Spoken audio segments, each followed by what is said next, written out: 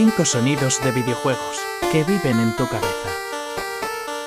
1 del mítico Plin de Minecraft al subir nivel. 2 del clásico de las monedas de Mario.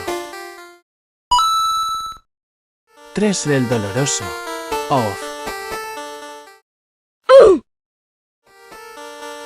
4 la magia de abrir un cofre en Zelda.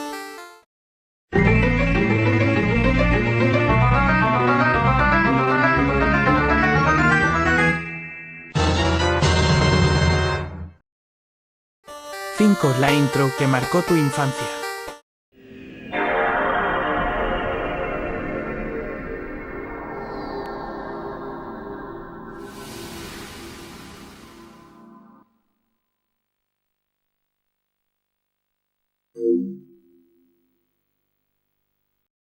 ¿Cuál te falta?